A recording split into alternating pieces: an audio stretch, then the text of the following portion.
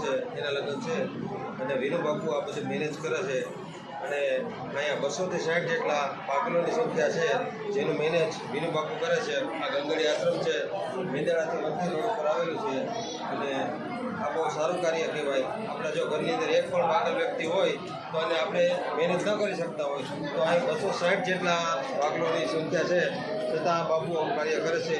તો કોઈ પણ વ્યક્તિને જો આમાં સાથ સહકાર આપવો હોય દાન આપવું હોય તો અહીં આવકાર્ય છે. તો આપણે બાપુની મુલાકાત કરીએ. ચાલો બાપુ અહીં કેટલા પાગલોની સંખ્યા લેડીઝ છે. તો આનો તમે કઈ રીતે મેનેજ કરો?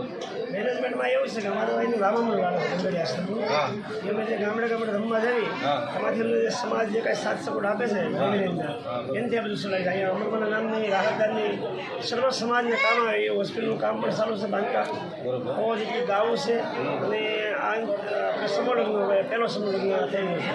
હવે અહીંયા દર વર્ષે દિવાળી પછી સમૂહ લગ્ન જે દીકરીને બાપુજી ન હોય એવી દીકરીને લગ્ન કરવાના એવું અમારી સંસ્થા. અહીંયા આપણે દાન આપવું હોય તો કઈ રીતે આવકાર્ય છે? તમે દાન તો દેખો આ પોચા આવી લઈ જાય તો દાન સ્વીકારીશ કે આમાં અમે કોઈ ગંગડીનો ફાળો કે હાલતો નથી મારો એમને કોઈ આપવા આવે હા એ સ્વીકારી પોચા પોચ આપો ને પાકી. હા તો અહીંયા પોચ પણ આપવામાં આવે છે. તો કોઈ પણ માણસને જો આવી રીતે દાન કરવું હોય તો અહીં કરી શકો છો.